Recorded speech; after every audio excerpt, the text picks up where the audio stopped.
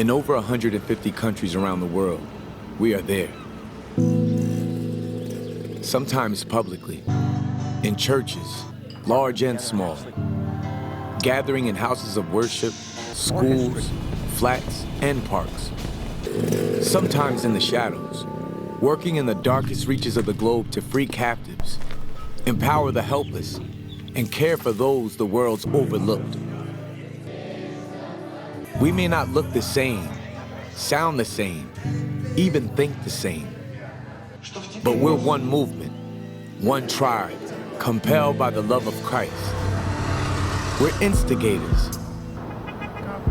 Valdir Falcone, standing in the streets of his majority immigrant town with a simple sign, letting passersby know they are loved and welcome in Greater Boston. Beth Ivester, engaging in the unique culture of her Portland neighborhood by creating Swap and Play, a place for families to bring their children and find support in community, beginning spiritual conversations through her local business. We're activists. Brenda Keene, spending her days in the dusty slums of Nairobi, Kenya, pulling women out of unthinkable situations, giving them jobs, dignity, and a new identity in Christ.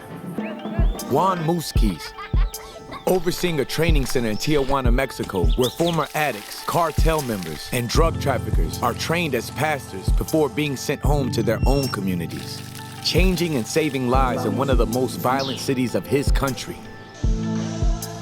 We're evangelists.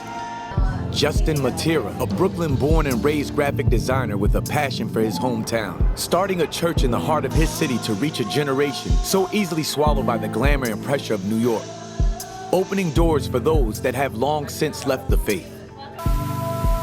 Ihsan Özbek, leading the largest evangelical organization in Turkey, putting his life on the line daily to ensure his fellow Turks hear the good news of Jesus, ministering to the growing number of refugees in his country, and encouraging believers in closed countries throughout the Islamic world. How does such a diverse tribe exist? It started with our founder, Amy Simple McPherson, who took a very different approach from the evangelists of her time. She chose a message of hope over fear, preached to both the social elite and the down and out. She fought to destroy racial, gender, and socioeconomic barriers.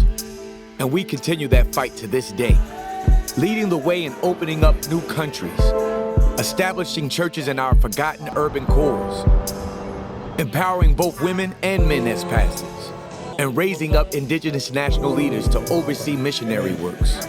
Amy utilized technology, media, and the arts to spread the gospel. She wanted to build a church that interfaced with contemporary culture instead of shying away from it. She envisioned a church that would grow stronger over time, always progressing, always centered around the Bible and its transforming power. And that spirit remains alive today.